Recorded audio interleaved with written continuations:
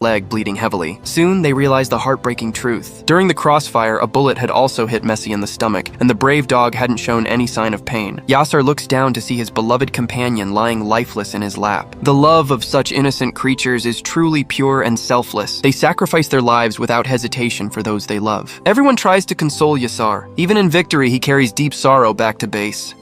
In the next scene, we meet a Turkish female commando named Yasmin Albay. She departs for Azerbaijan, as most of the terrorist groups threatening Turkey have roots there. Her mission is to seek cooperation and permission from the Azerbaijani military. On her way, she reviews files of Turkey's best-trained commandos to decide who should lead the next critical operation. While going through the files, she comes across Karan's record, the same hero from our story. She immediately calls him to ask if he's ready for the mission. Karan confidently replies that he'll be ready the moment the order arrives. For him, there's no compromise when it comes to protecting the nation. No matter who the enemy is, his rifle won't hesitate before taking them down. Little does he know, this one decision will change everything. Hearing Karen's response, Commando Yasmin selects him for the deadly mission. She contacts her general and recommends that Karen be given full command of the operation. Meanwhile, Karen understands he's about to face one of the most dangerous gangs in the region. He knows he has no choice but to see it through. Later, he meets Yasser and Demir. Yasser is still grieving the loss of his loyal dog, Messi. Karan motivates him and urges both men to prepare for the mission ahead. At the same time, the general begins briefing his lieutenant on the details of the upcoming operation. Meanwhile, Yasmin reaches Azerbaijan and, after securing military approval, begins her journey back to Turkey. But mid-air, her helicopter comes under heavy RPG fire. The aircraft spirals out of control and crashes hard into the ground. As the smoke clears, the surviving commandos crawl out of the wreckage. They see armed Azerbaijani gang members approaching fast, firing from their vehicles. To survive, the commandos return fire with precision. The gang leader mounts a heavy machine gun and unleashes a barrage of bullets. The commander spots rounds striking the helicopter's fuel tank. Realizing the situation is about to turn catastrophic, he immediately pulls the pilot away from the helicopter. At that exact moment, the fuel tank explodes with a massive blast. The explosion throws both the commando and the pilot several feet away, leaving them unconscious.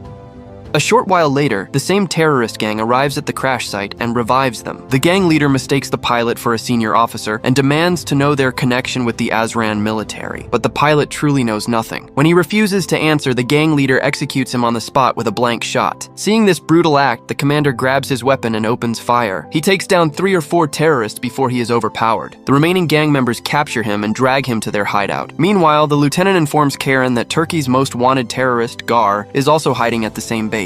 No matter who the enemy is, foreign or local, they will face justice. The lieutenant authorizes the mission immediately. Before leaving, Karan decides to visit his family. It's here we learn that Karan once had an elder brother who was also a commando. That brother went on a mission against this very same gang and never returned. Karan's mother begs him not to